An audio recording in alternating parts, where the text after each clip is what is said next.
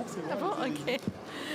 Donc, mes chers collègues, nous sommes saisis dans le cadre de la procédure prévue par l'article 13 de la Constitution de la candidature de M. Benoît Vallet, candidat présenté par le président de la République aux fonctions de directeur général de l'Agence nationale chargée de la sécurité sanitaire, de l'alimentation, de l'environnement et du travail, autrement dit l'ANSES. Comme vous le savez, la nomination du directeur général de l'ANSES est soumise à la procédure de l'article 13 en application de la loi organique modifiant la loi organique numéro 2010-837 du 23 juillet 2010 relative à l'application du 5e alinéa de l'article 13 de la Constitution. Je rappelle que l'ANSES a été créée en 2010 à la suite du Grenelle de l'environnement et qu'elle est chargée d'évaluer les risques sanitaires dans les domaines de l'alimentation, de l'environnement et du travail. Elle a vocation à éclairer le débat public sur les questions de sécurité sanitaire où le besoin d'objectivation scientifique se fait fortement sentir. Régulièrement, l'actualité nous fournit des exemples de ce besoin. Monsieur Vallet a déjà eu l'occasion de s'exprimer à différents titres devant notre commission, notamment le 4 juin 2020 où il est venu présenter sa candidature à la présidence du conseil d'administration de l'ANSES.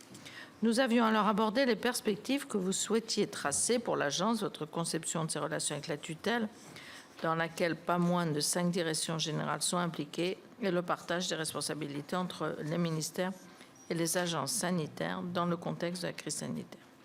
Notre commission reste mobilisée sur le sujet du financement des agences sanitaires, marqué par un net désengagement de l'État et un passage de relais à l'assurance maladie, mais aussi de leur bonne coordination, ce qui est un sujet de la tutelle, alors que sont promus des concepts que celui de One Health.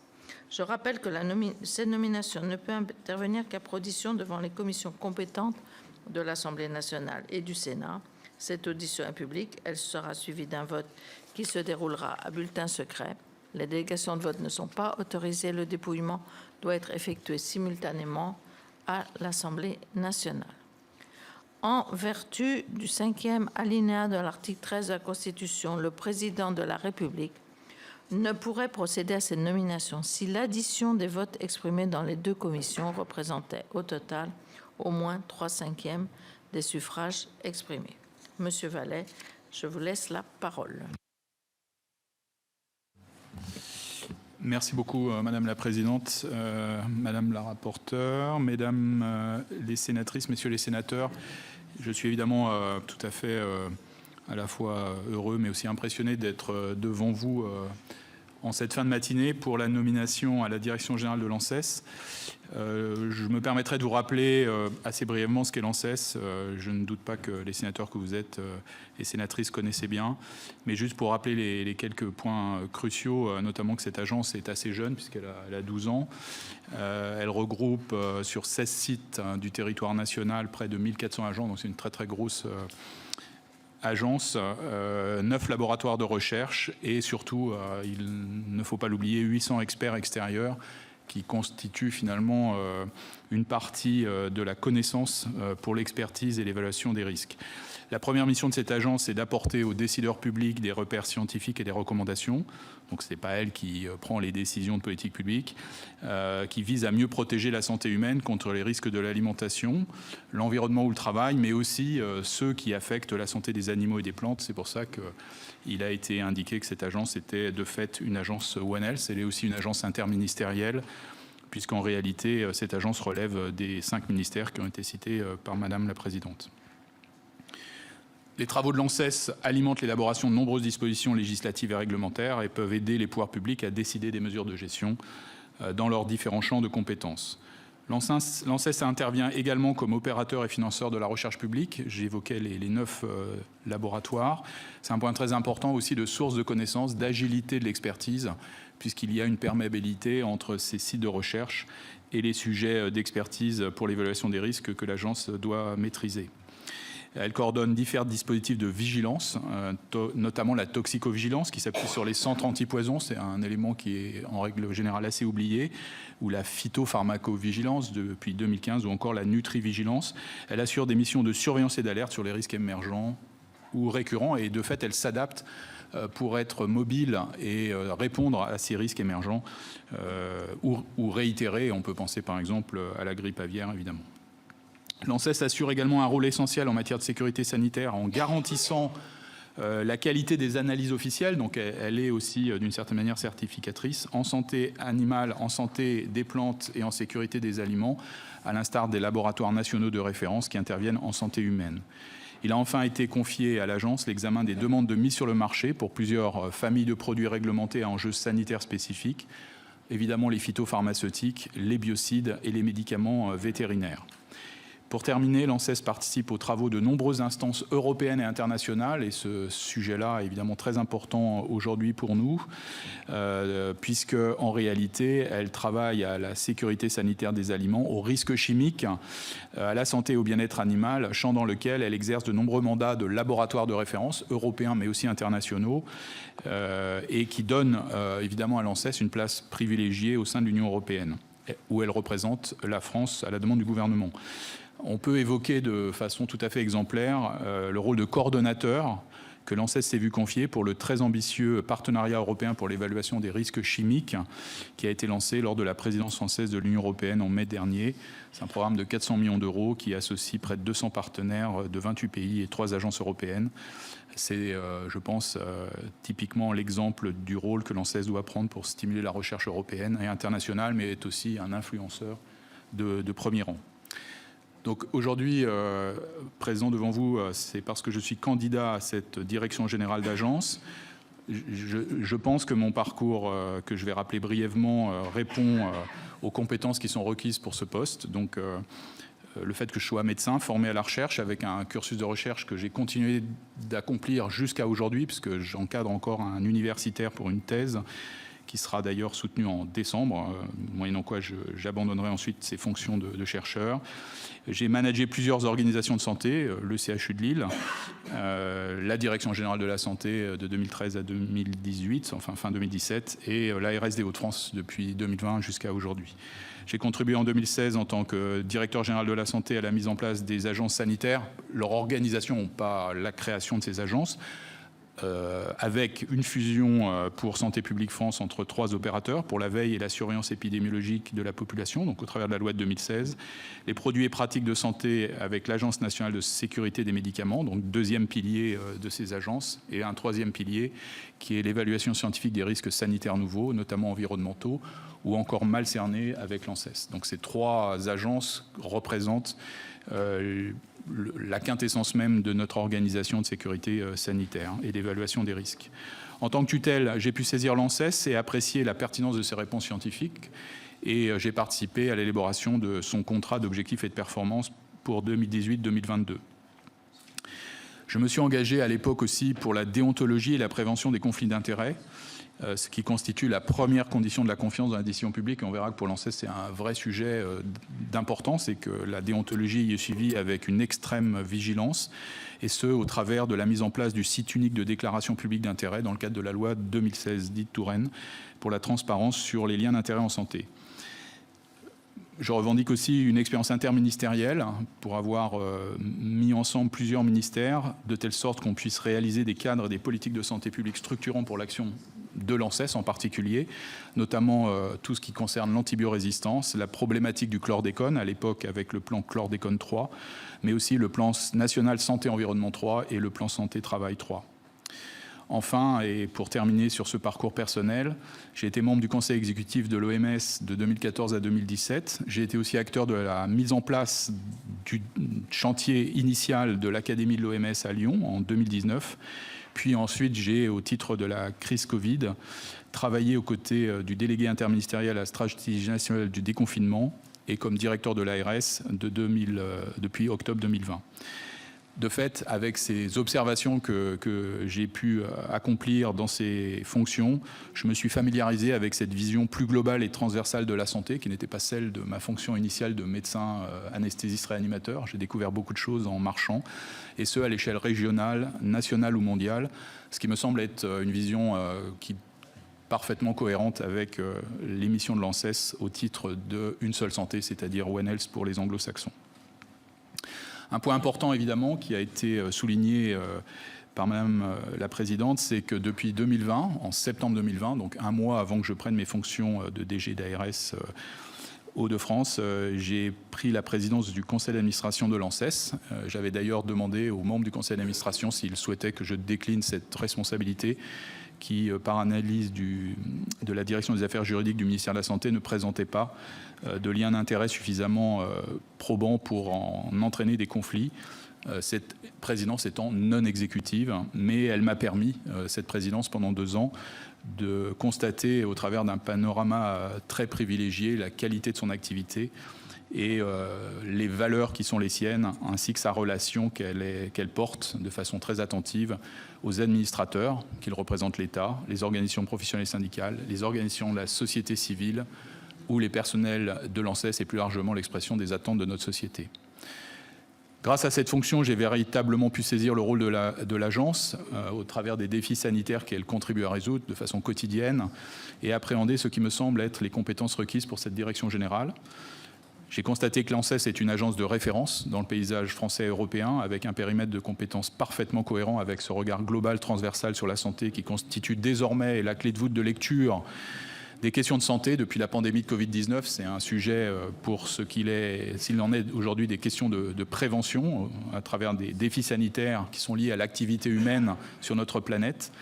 J'ai également pu observer combien l'ANSES est attentive à la bonne compréhension de ses travaux par l'ensemble des décideurs et parties prenantes, faute de quoi leur utilité ne serait que limitée, et naturellement les échanges qu'elle entretient avec vous et qui sont nombreux, vous les élus du Parlement, sont tout à fait importants et ils sont effectivement soutenus puisque chaque année une trentaine d'auditions aux 2 assemblées et autant de sollicitations sont proposées. Je sais combien la direction et les experts de l'ANSES ont à cœur de répondre à vos demandes qui contribuent pleinement à sa mission d'appui, à la décision et aux politiques publiques. J'ai aussi pu remarquer les nombreuses interactions entre l'ANSES et l'OPEX qui peut se prémunir ou se garantir d'un pouvoir de saisine à l'endroit de cette agence. Au fil des conseils d'administration auxquels j'ai participé, j'ai noté le souci d'extrême écoute et de dialogue de l'ANSES en aval de son action, mais également en amont. En effet, l'agence intervient sur de nombreuses questions sanitaires nouvelles ou encore mal cernées qui suscitent des fortes inquiétudes et des attentes chez nos concitoyens. Évidemment, je citerai les pesticides, les nanotechnologies, les biotechnologies, les ondes, autant de sujets, je pense, que vous soulèverez et qui ont permis aussi à l'ANSES d'installer un dialogue avec les représentants de la société au travers de dialogues permanents qui font partie de ces organisations. Un dernier point saillant doit, de mon point de vue, être souligné dans l'évolution de l'ANSES, j'ai déjà ébauché, c'est son implication forte et croissante dans les dispositifs européens qui mutualisent les efforts scientifiques pour renforcer la sécurité sanitaire de l'Union. Et évidemment, une organisation comme celle du programme scientifique que j'ai évoqué précédemment, le programme PARC, est clé dans cet avancement de l'agence dans ses travaux, mais aussi la place du directeur général de l'ANSES au bord de l'EFSA, donc l'Agence européenne de sécurité alimentaire. Fort de tous ces constats, en tant que directeur général, il m'importera de consolider la force et la réputation de l'agence, si la confiance m'est donnée par les 2 assemblées, pour les 2 piliers fondamentaux qui sont l'excellence scientifique et la confiance que son action suscite. Si l'agence ne suscite pas la confiance, les décideurs de politique publique ne suivront pas les recommandations. Et donc, dans ce cadre-là, je m'attacherai à renforcer la capacité de l'ANSES à alerter et à agir avec un temps d'avance, pas toujours simple, et occuper pleinement sa place d'agence de référence sur la scène française, européenne et internationale. Pour terminer, je voudrais juste insister sur 5 priorités sur lesquelles je pourrais revenir lors de nos échanges, mais qui m'engagerait en tant que futur directeur général. La reconnaissance du rôle et l'expérience de l'ANSES dans la mise en œuvre de l'approche One Health sur les santé humaines, animales et végétales, où je pense que les personnes sont nombreuses, les interlocuteurs sont nombreux pour créer des lieux où médecins, vétérinaires, chercheurs de différentes obédiences puissent dialoguer et travailler ensemble pour éviter de nouvelles pandémies. De fait, je serai attentif à la prise en compte de cette expérience très forte de l'ANSES pour des structures nouvelles, comme le comité de veille et d'anticipation des risques sanitaires qui a été proposé et qui remplace le conseil scientifique mis en place pour la Covid-19. Il m'importera également, et en tant que médecin, j'espère en avoir les possibilités de compréhension, de pouvoir renforcer les liens avec les organisations professionnelles de la santé humaine et leur cursus de formation pour une meilleure appropriation des travaux de l'agence, ainsi que des enjeux de santé environnementale ou de santé au travail qui sont souvent moins connus de ces professionnels de santé. La deuxième priorité de mon action sera le maintien du vivier d'experts. J'ai mentionné 800 experts extérieurs, c'est une très très grande richesse, mais les sollicitations augmentent et il est parfois difficile de les motiver. D'abord parce que la valorisation n'est pas très importante et que par ailleurs, la mise en application des déclarations publiques d'intérêt amène à limiter un certain nombre de recours à ces experts. Donc il est très important que nous puissions en bénéficier pour le travail interdisciplinaire au service des questions sanitaires. Cette motivation, de mon point de vue, implique une pleine reconnaissance de ce type de mission dans les parcours de chercheurs et dans les potentialités de publication scientifique. Et pour tenter d'apporter des progrès à ces questions, je m'engagerai à me rapprocher du ministère en charge de ces sujets d'enseignement supérieur et de recherche pour voir comment nous pouvons améliorer la reconnaissance de cette expertise en sachant qu'un rapport récent nous a donné quelques recommandations à ce titre. Très sincèrement, ce vivier d'experts s'étend. Vous le savez, les capacités d'expertise de l'ANSES aujourd'hui vont vers les sciences humaines, économiques et sociales. L'ANSES a souhaité renforcer cette année ses capacités dans ce domaine, de telle sorte qu'elle puisse mieux cerner les comportements exposant le plus à certains risques sanitaires, de tenir compte des dimensions économiques et sociales de différentes options d'action, le bénéfice-risque, à prendre certaines décisions et la contrainte que cela peut imposer sur le plan de l'organisation sociétale, ou encore de préciser les balances bénéfices-risques dans ces situations. Je veillerai à la mise en route de ces nouveaux développements, car ils renforcent la pertinence des réponses de l'agence aux questions qu'on lui pose. Une quatrième priorité sera l'accès aux données de santé. Une expertise scientifique sera d'autant plus robuste et rapide qu'elle aura bénéficié d'un accès simple, riche, qualitatif aux différents types de ressources indispensables. Publications scientifiques, bien sûr, mais aussi résultats de surveillance épidémiologique, indicateurs d'usage de telle ou telle substance ou produit, résultats de contrôle sanitaire sont des données à croiser et on voit aussi que ces données seront à partager entre agences sanitaires et notamment les 3 agences pivots que j'ai mentionnées précédemment. Pour terminer, je veillerai à maintenir au plus haut niveau la qualité d'écoute et de dialogue de l'ANSES, tel que ça a été instauré avec les parties prenantes et avec la société, qu'on retrouve dans le conseil d'administration. Sa composition grenellienne en est une représentation tout à fait évidente. Et en particulier, je m'attacherai à la bonne mise en route du comité de dialogue sur les biotechnologies, qui débutera ses travaux cet automne. Et je soutiendrai les initiatives d'association du public dans le cadre de la recherche ouverte, ou encore le développement des relations de l'agence avec 2 organisations nationales de référence sur le débat, que sont la Commission nationale du débat public et le Conseil économique, social et environnemental. Voilà, évidemment, pour conclure, vous l'avez compris, je suis très sensible à l'attention que l'ANSES porte au monde dans lequel nous vivons, à son sens du service public. Et si vous me donnez votre confiance, je serai vraiment fier d'en promouvoir l'action au profit de toutes les santé et de pouvoir ainsi m'engager pour que cette agence continue de mettre à l'épreuve les barrières qui se hissent parfois entre les disciplines sanitaires et scientifiques, entre les registres d'action publique nationaux et internationaux, et aussi et surtout entre la science et la confiance. Je vous remercie pour votre écoute et je suis à votre disposition pour répondre à vos questions. Merci, Monsieur Vallée. Et je passe la parole à Florence Lassarade, qui a été désignée rapporteure pour cette audition. Merci, Madame la Présidente, Monsieur le Président. Le rapport de mars 2021 de notre commission sur la politique de santé environnementale relevait la multiplicité des autorités de tutelle de l'ANSES. Le ministère de la Santé étant loin d'être prépondérant puisque sa participation au budget de l'agence est de l'ordre de 20%. Le rapport préconisait de reconnaître un rôle de chef de file de la tutelle stratégique de l'agence au ministère de la Santé. En tant qu'ancien président du conseil d'administration, quel regard portez-vous sur la multiplicité des tutelles de l'établissement ? Le même rapport de notre commission relevait la permanence dans le conseil d'administration de l'agence de représentants d'industriels et d'exploitants agricoles et recommandait le renforcement des garanties d'indépendance de l'agence. Plus récemment, un rapport d'experts publié en juillet 2022 a comparé les politiques de transparence et de gestion des conflits d'intérêts des agences européennes chargées de l'actuelle évaluation du glyphosate en Europe. L'ANSES s'en sort plutôt mieux que les agences allemandes ou suédoises, par exemple. Mais dans un contexte de défiance à l'égard des agences de santé publique, comment améliorer la transparence des positions prises par l'agence ? Et que faut-il en conclure sur la coopération privilégiée qu'entretient l'ANSES avec ses homologues européennes ? Comment voyez-vous le partage des rôles entre les différentes agences intervenant dans le domaine sanitaire au sens large, principalement entre l'ANSES et Santé publique France, mais aussi entre l'ANSES et le Haut Conseil de la santé publique ? La complémentarité s'est vue sur certains sujets comme l'incendie de Lubrizol ou sur le cluster des cancers pédiatriques de Sainte-Pazanne, par exemple, mais sur d'autres, comme celui de l'efficacité du Nutri-Score. La complémentarité a été plus discutable. Y a-t-il lieu de clarifier les compétences respectives des uns et des autres? Est-ce que vous disposez de statistiques récentes sur les types de saisines de l'agence, en particulier de la part sur des autosaisines et sur les saisines à l'initiative d'associations agréées, comme la loi le prévoit? D'une manière générale, les modalités de saisine de l'agence et l'usage qui est fait de ces modes de saisine vous semble-t-il de nature à garantir la réactivité, l'efficacité et la transparence de l'expertise scientifique dans notre pays? Pour illustrer cette question, je poserai une question un peu plus précise sur la reprise du réseau Aubépine de surveillance des eaux usées par l'ANSES. Est-ce que vous avez des précisions à ce sujet?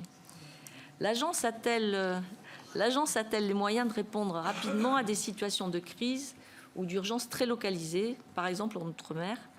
Je songe au chlordécone ou au sargasse dans les Antilles, mais il pourrait en survenir d'autres. Sur les sujets d'actualité. Oui, on fait voilà. Une pause peut-être sur très cette partie-là, parce que sinon vous allez. Ça vous va de faire On y va. Pause? Oui, très bien, très bien.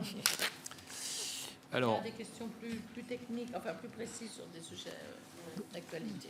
Bien, merci beaucoup, Madame la rapporteure. Donc, la multiplicité des tutelles me semble plutôt une richesse qu'un inconvénient.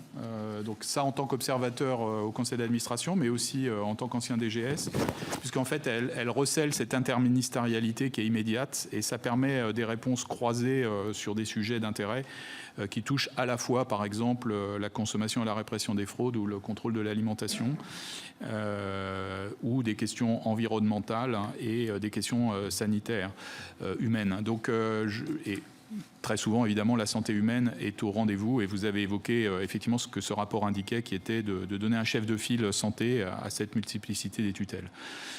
Vous le savez, le chef de file, en réalité, il est reproduit annuellement, puisque cette année, en réalité, le chef de file est la santé, donc la Direction générale de la santé en tant que directeur pour les 5 tutelles qui sont présentes à cette réunion des 5 directeurs généraux qui ont lieu plusieurs fois par an.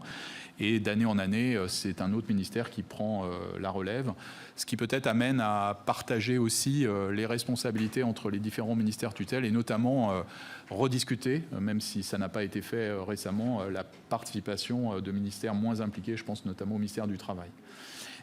Il y a sans doute là un enjeu aussi de contribution aux différents budgets de programmes qui alimentent l'ANSES et qui permet effectivement, dans le cadre de la pluriministérialité, de garantir d'une certaine façon la complétude des moyens qui peut être donnée à l'ANSES. Je vais vous surprendre, mais je me pose aujourd'hui la question de savoir si la recherche ne doit pas elle-même devenir une tutelle de l'agence. Puisqu'en réalité, il y a un très gros travail de recherche qui se fait à l'agence. C'est une agence sanitaire qui est équipée de laboratoires de recherche de très haut niveau, avec une excellence scientifique qui ne se dément jamais. L'intérêt de cette recherche est qu'elle contribue à nourrir l'expertise, et ça c'est un point évidemment très très important dans la qualité même de la réponse à l'expertise. Mais l'ANSES, en tant qu'organisation de recherche, n'est malheureusement pas sollicité autant que peut-être on pourrait le considérer quand on compare avec des organisations comme l'INSERM ou le CNRS. Et donc la part que pourrait prendre l'ANSES au sein des EPST est sans doute un vrai sujet. Donc Roger Genet, le directeur général actuel, a commencé d'engager ce dialogue avec le ministère de l'Enseignement supérieur recherche. Et donc c'est sûrement une question que nous pourrons nous poser également dans les mois qui viendront si d'aventure je prends cette direction en responsabilité. Je tiens à souligner que la loi de programmation de la recherche, par exemple, ne semble pas avoir introduit la question de la santé et de l'environnement dans ses financements, ce qui évidemment est un manque considérable au regard des sujets qui sont sur la table en ce moment. Est-ce que le directeur général doit venir du monde de la santé humaine? C'est une question à laquelle je ne me permettrai pas de répondre, évidemment, ayant un conflit d'intérêt par rapport à cette question.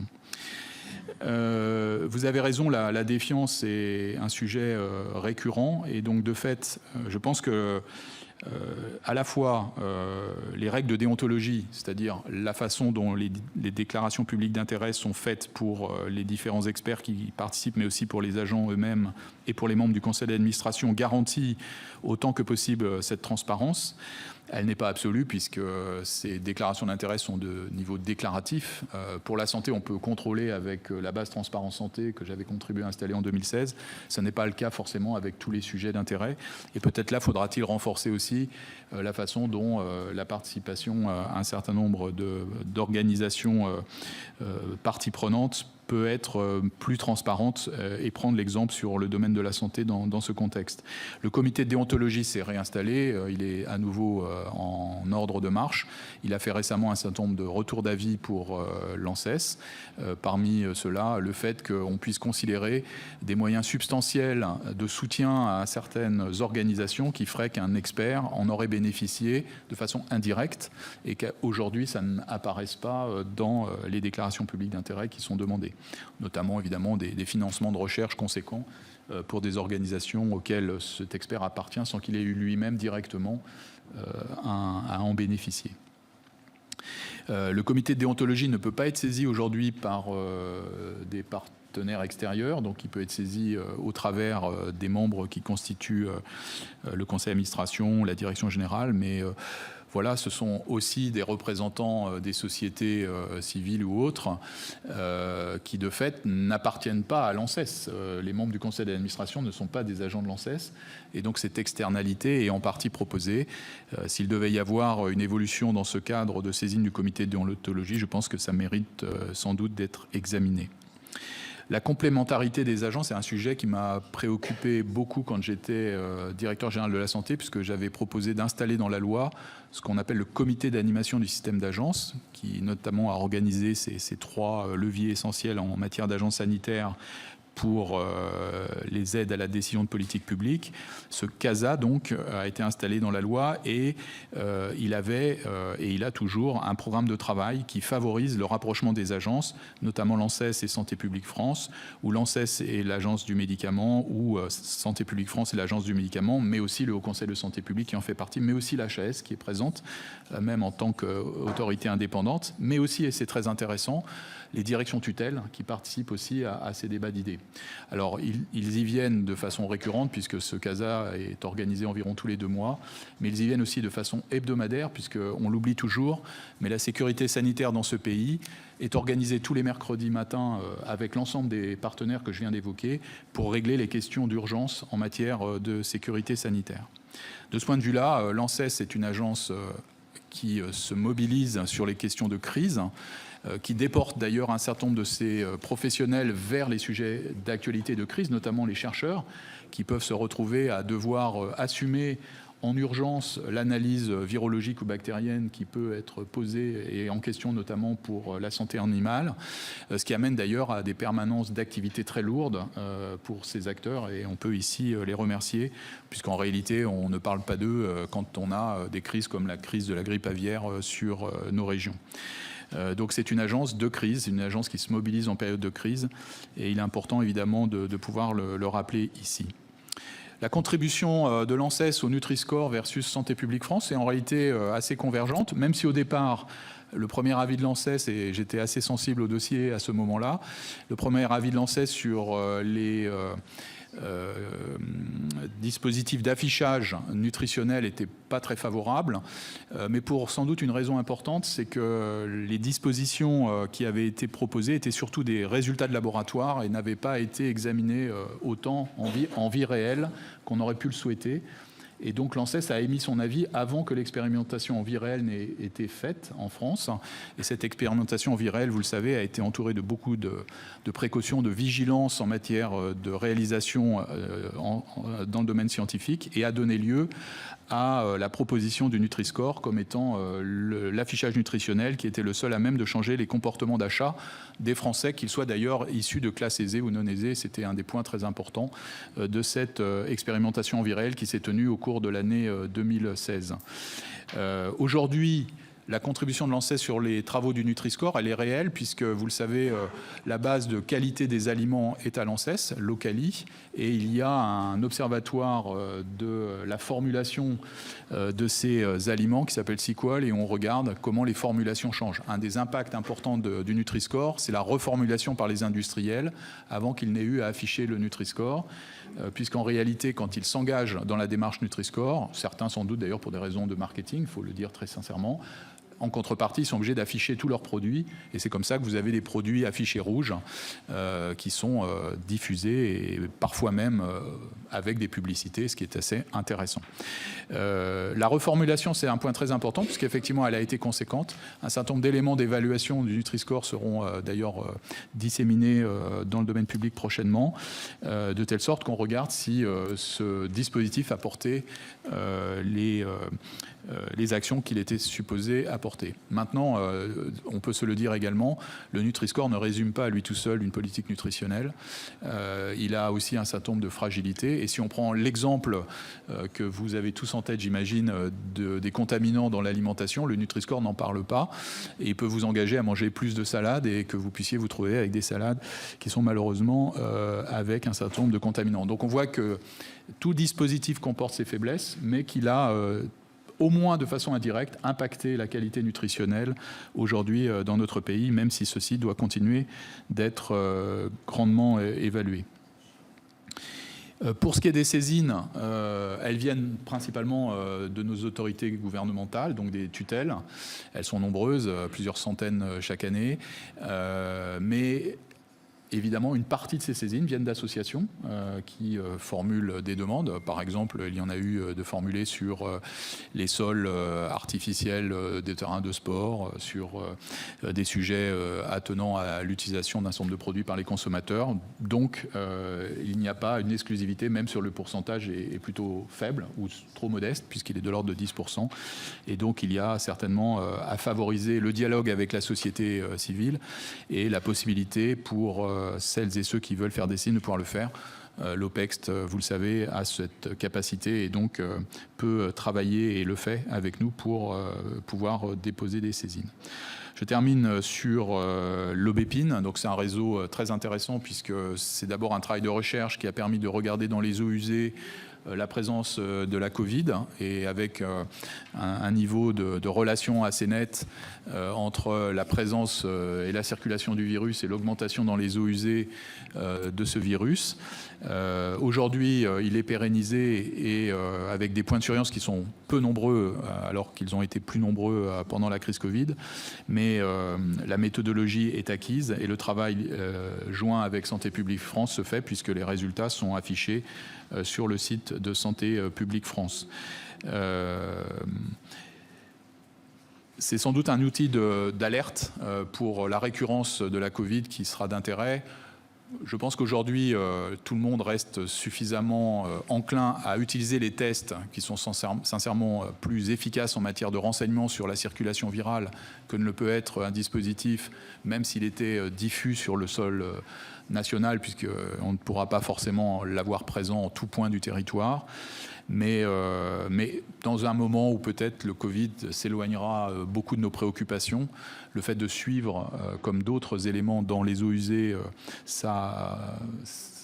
son retour, donc pourrait nous permettre effectivement de redéclencher une situation de vigilance sanitaire et donc l'usage notamment renforcé des tests et d'autres types de systèmes. On avait utilisé dans les Hauts-de-France, grâce à la brigade des sapeurs-pompiers de Marseille, le suivi des eaux usées autour de la ville de Dunkerque, notamment au moment où nous avions une recrudescence très importante de la Covid, en particulier autour des eaux usées en aval. Donc c'était très focal et très ciblé, notamment en aval d'établissements pour personnes âgées dépendantes. Et effectivement, ça nous a permis de faire des travaux d'épidémiologie renforcés quand effectivement en aval des eaux usées, on trouvait la présence plus grande de ce virus. Donc c'était pour nous un indicateur assez précieux de dispositions ciblées en matière de vigilance et de suivi de la crise épidémique. Voilà. Je pense que je n'ai pas dû oublier vos questions. Merci. Alors, Florence Lassarade pourra enfin voir des questions qu'elle souhaitait poser qui n'auraient pas été abordées. Mais je vais au préalable passer la parole à nos collègues. Alors, Bernard Jaumier, qui était co-rapporteur du projet. Merci Madame la Présidente, merci à Benoît Vallée. Alors juste une question en complément pour être court de celle de Florence Lassarade, puisque dans notre rapport il y avait les préconisations qu'elle a rappelées, mais il y en avait une qu'on va mettre en œuvre dès maintenant, qui était, nous proposions que le directeur général de l'ANSES soit concomitamment à celui de Santé publique France, auditionné par les commissions compétentes en amont de l'étude du PLFSS pour parler des sujets concernés. Je vois tous mes collègues qui sourient. Monsieur le directeur, enfin futur directeur, le ministre de la Santé est maintenant le ministre de la Santé et de la Prévention, et c'est une très bonne chose. Il a annoncé, en présentant le PLFSS, un virage de la prévention, et il a annoncé un certain nombre d'actions qui relèvent de la prévention médicalisée. Qu'est-ce que le directeur de l'ANSES, comment il lirait-il un PLFSS qui porterait le virage de la prévention sur les questions de santé environnementale? Alors, merci beaucoup, monsieur le sénateur, cher Bernard Jaumier, pour cette question. Effectivement, je pense qu'aujourd'hui, l'ANSES, dans son regard sur la prévention, porte ce regard de santé globale. Et donc, demanderait que cette prévention ne soit pas uniquement, même si c'est évidemment très important, liée au bon comportement favorable à la santé.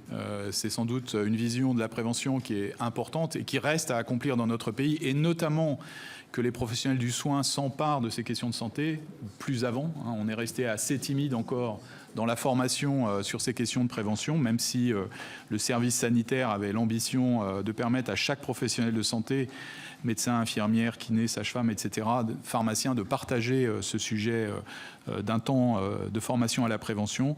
On est sans doute en deçà de la main par rapport à la possibilité que représente cette puissante armée d'acteurs de la santé au service de la santé publique. Mais la santé aujourd'hui est aussi reliée à ces questions de santé environnementale, ces questions d'évolution climatique et ce qu'on appelle l'anthropisation, c'est-à-dire le rôle de l'humain sur la planète, l'anthropocène, qui est cette ère dans laquelle nous vivons aujourd'hui, et la prévention, à mon sens, doit se colorer de ces éléments-là. D'ailleurs, le ministre a rappelé, et Mme Firmin-Lebaudot, qui est sa ministre déléguée et qui est en charge de la santé dans les territoires et notamment des questions de santé-environnement, que ce sujet ONEL, c'était évidemment crucial aujourd'hui. Très clairement, il serait souhaitable que ça soit assorti de moyens en matière de recherche en santé publique, notamment pour les questions de santé populationnelle.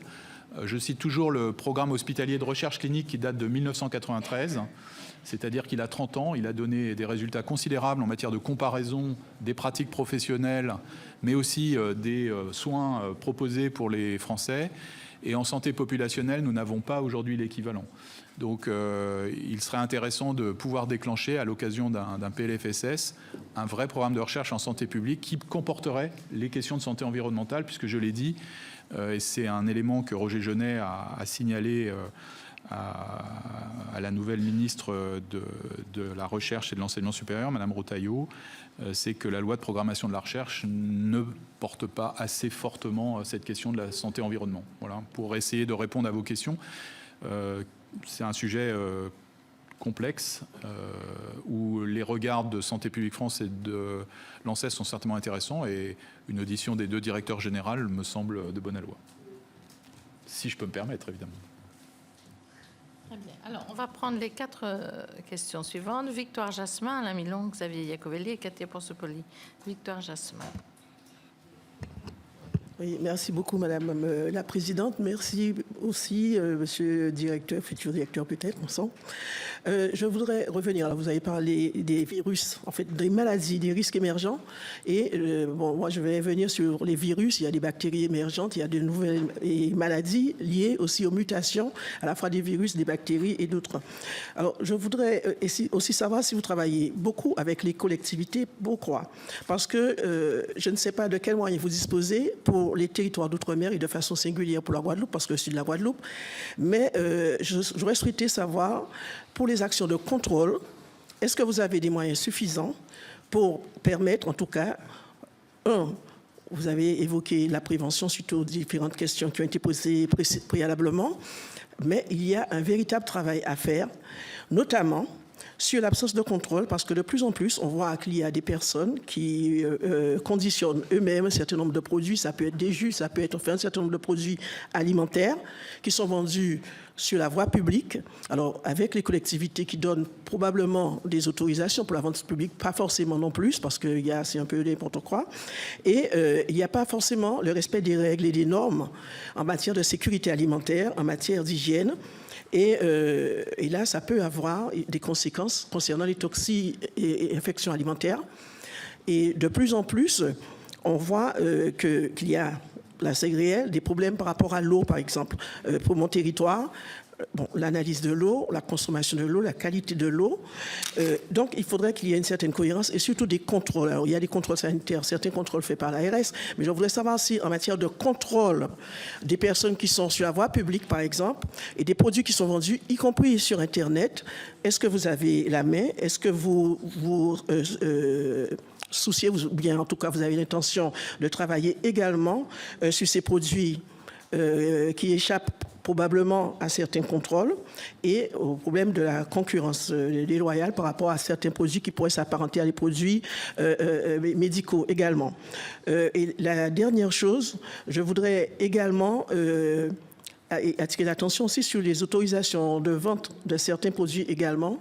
Les autorisations, alors est-ce que c'est vous êtes une des personnes, des parties prenantes pour les autorisations de vente de certains produits liés à l'environnement et des produits, comment je vais les qualifier, des produits qui sont conditionnés de façon artisanale, je dirais, mais qui sont mis en vente dans certaines entreprises officielles, tout simplement. Et puis, la question de la lutte antivectorielle, est-ce que vous êtes également concerné par ces problématiques? Je vous remercie. Alain Milon.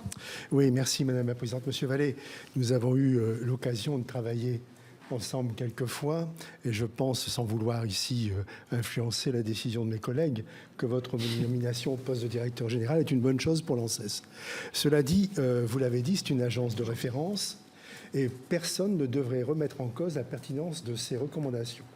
Alors, je vais quand même reprendre deux exemples, deux affaires importantes, l'affaire Lactalis ou l'affaire Buitoni, où malgré les recommandations que votre agence a pu faire, malgré les recommandations qu'ont pu faire les commissions d'enquête du Sénat et de l'Assemblée nationale, ces recommandations n'ont pas été suivies d'effet sur le terrain.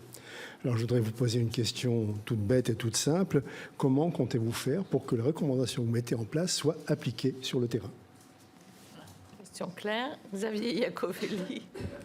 Oui, Monsieur Vallée, Madame la Présidente, deux questions. L'ANSES a eu un rôle clé dans le cadre de l'initiative européenne de biosurveillance humaine, prenant toute sa place dans la définition d'indicateurs clés pour définir au niveau européen des expositions à des substances toxiques. Ce partenariat européen va se poursuivre et pourrait s'insérer plus largement dans le cadre de la stratégie de données de santé européenne. Donc ma première question, quel rôle pourrait, selon vous, avoir l'ANSES dans cette coopération européenne et quels pourraient être les bénéficiaires au niveau national d'un tel travail européen? Et ma deuxième question, qui touche un peu plus aussi votre expérience dans les territoires, la sédentarisation représente notamment chez les jeunes de 11 à 17 ans un véritable risque pour la santé des Français. Plusieurs mesures ont visé à répondre à ce risque. Je pense par exemple à la généralisation de l'expérimentation Mission Retrouve ton cap, visant à prévenir l'obésité infantile qui avait été initiée dans les territoires que vous connaissez bien, dans le Nord et le Pas-de-Calais. Notamment, puis généralisé dans la loi de finances de la Sécurité sociale 2022. Selon vous, quelles sont les pistes de réflexion envisagées pour répondre à ces enjeux de santé publique et faudra-t-il, à l'avenir, renforcer les travaux d'analyse sur ces problématiques afin de convenir d'outils ciblés pour assurer que nos jeunes demeurent en bonne santé? Je vous remercie.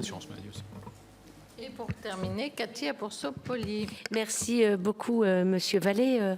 Donc, à la tête de l'ARS des Hauts-de-France, vous aviez fait de l'amélioration des conditions de travail et de la qualité de vie au travail comme un des leviers du pacte de la refondation des urgences.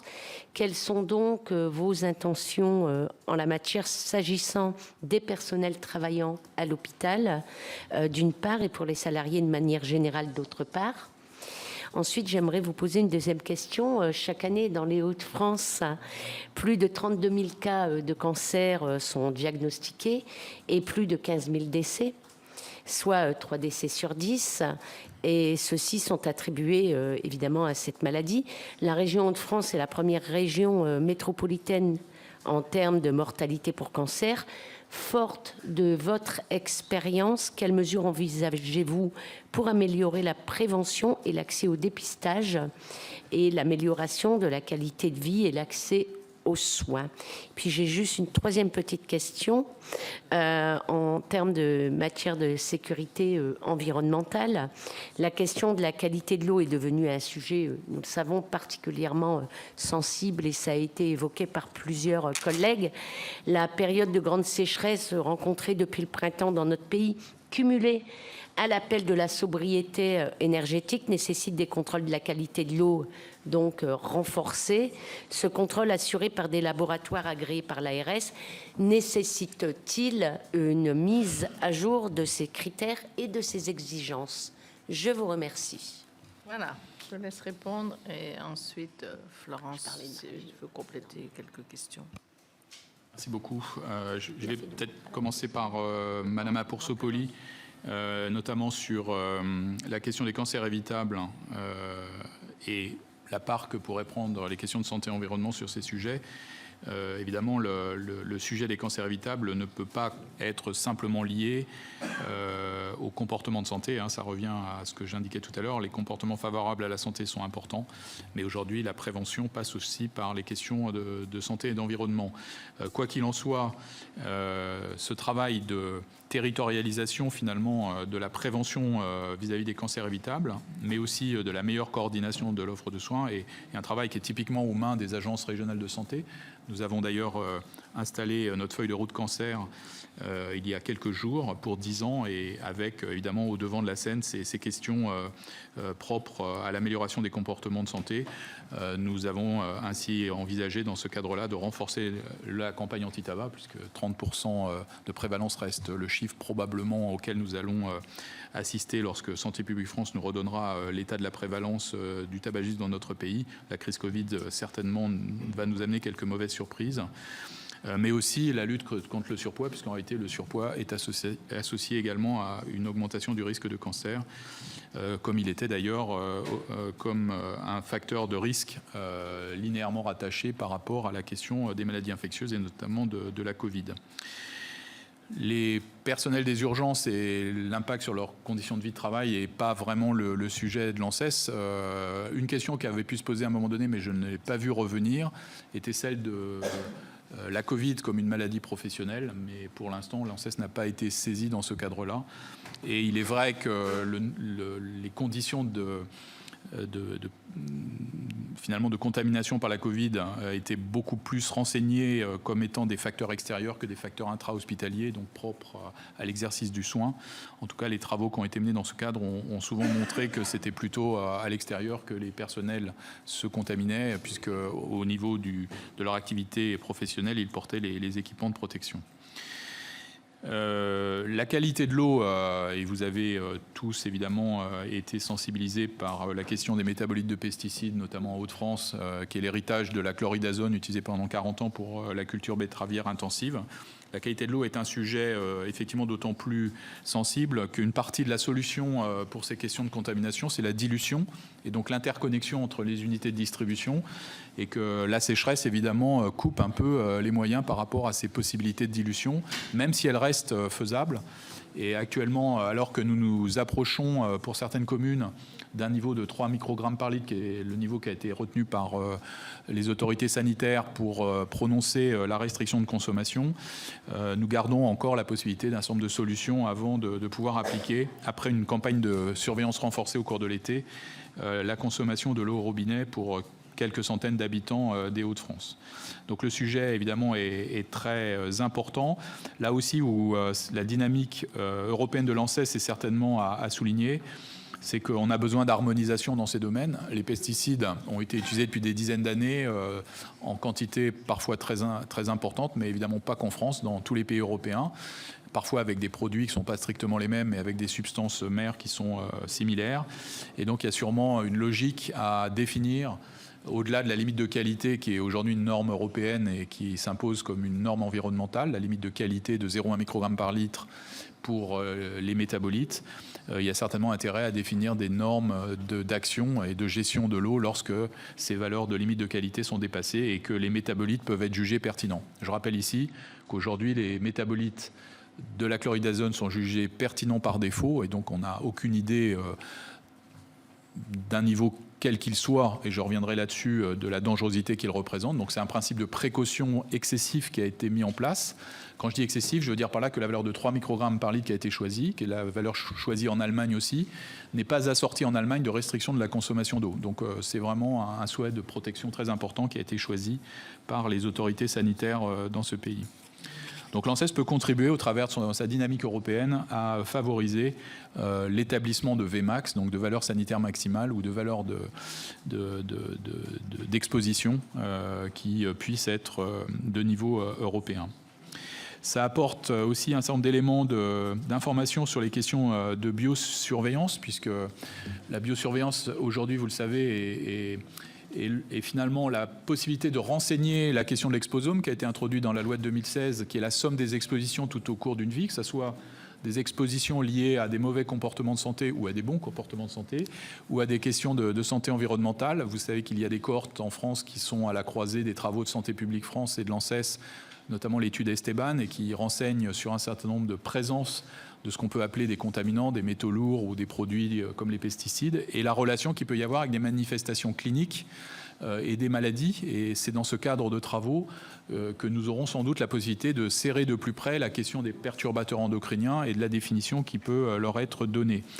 C'est aussi un sujet qui a été abordé, Madame la sénatrice, dans les Antilles, au travers du chlordécone, puisqu'aujourd'hui, vous le savez, l'agence travaille sur des valeurs de toxicologie de référence interne, et donc qui correspondent à de la biosurveillance et la présence de la chlordécone dans le sang, donc ça s'appelle des chlordéconémies, et dont on met pour les populations exposées une relation avec des valeurs toxicologiques de référence externe qui permettent de dire, voilà, quand il y a une exposition, en réalité, ce qui se passe pour les populations qui seraient exposées, en sachant que ça peut aussi guider les réponses à donner sur la consommation de produits ou non, et la façon dont les cultures, par exemple, peuvent se faire ou la pêche peut se faire. Donc ces résultats seront présentés et un travail très important qui correspond à un deuxième volet d'action du plan chlordécone qui avait été ouvert par le président de la République dans son mandat précédent en décembre. Et il y aura une très grosse réunion à la Guadeloupe cette fois-ci, Madame la sénatrice, pour ces travaux de l'ANSES auxquels j'espère que je pourrai être présent, si vous me faites confiance aujourd'hui, évidemment. Si vous permettez, eh bien, c'est un de mes amendements votés par mes collègues qui a permis qu'on soit déjà à ce stade pour la chlordéconémie. Oui, bien sûr, voilà. Bien sûr. Et vos actions en tant qu'élus sont indispensables pour sensibiliser les pouvoirs publics, mais aussi venir vers des agences comme les nôtres pour qu'elles fassent les travaux et les expertises attendues. C'est vraiment, évidemment, très important. Vous savez que, par exemple, pour le dioxyde de titane, c'est comme ça que ça s'est passé. Il y a eu une sollicitation importante des élus et un travail qui a été inaugural au niveau européen par rapport à cet additif. Donc, pour le bisphénol A, ça a été la même chose aussi. L'ANSES a été exemplaire en matière de limite. Et voilà, on a de nombreux sujets. Donc, Alors ça peut donner des conflits avec l'Europe parce que, comme vous le savez mieux que moi encore, c'est que l'Europe reconnaît surtout des règles de marché et pas forcément des règles de santé. Donc l'Europe de la santé, c'est quelque chose qu'il nous faut construire.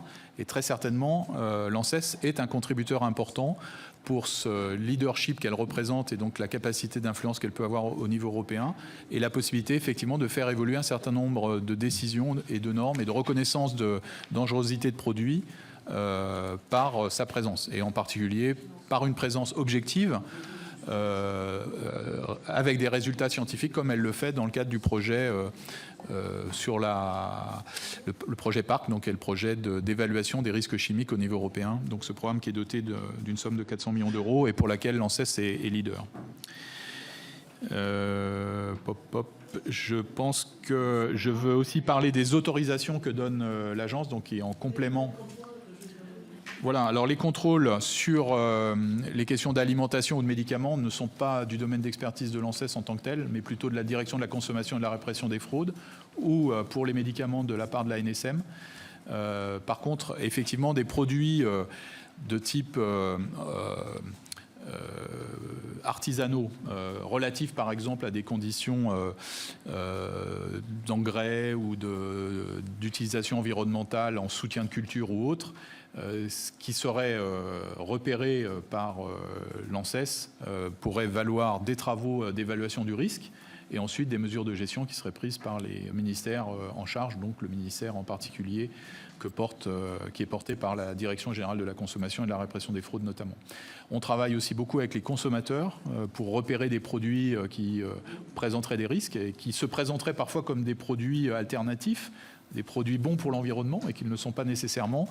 Et donc ces travaux croisés avec l'ANSES peuvent donner lieu effectivement à des résultats qui contredisent l'apparence bénigne que certains produits pourraient avoir.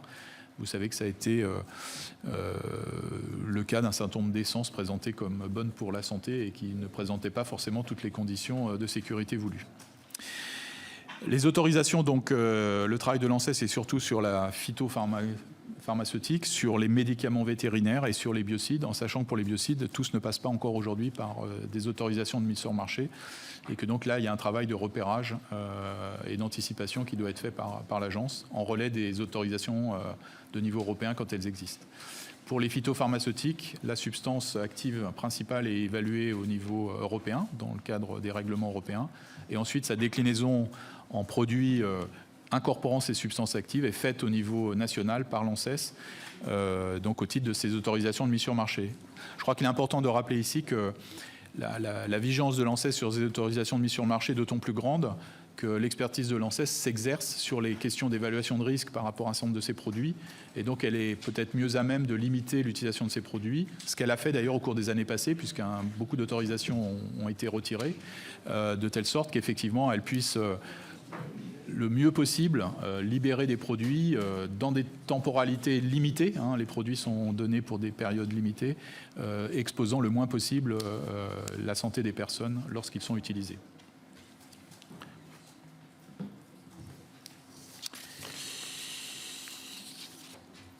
Je crois que j'ai à peu près répondu aux questions. Monsieur Milon, comment vos recommandations sont suivies? Ah, Monsieur Milon, merci pour vos mots très gentils. Peut-être deux choses. D'abord, on ne le dit pas suffisamment assez, mais Lactalis est typiquement le reflet d'une coordination des agences sanitaires et des tutelles très forte et très efficace.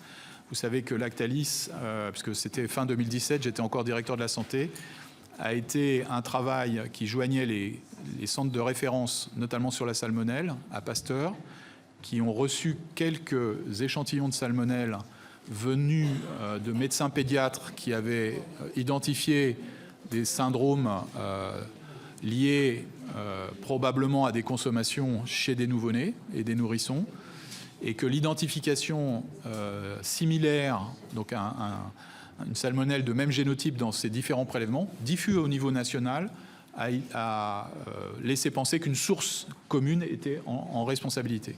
Et donc Santé publique France a fait son travail d'épidémiologie. On voit la complémentarité des organisations. Santé publique France a fait son travail d'épidémiologie pour repérer l'acteur commun qui donnait cette même salmonelle chez les quelques nouveau-nés et nourrissons qui avaient été identifiés.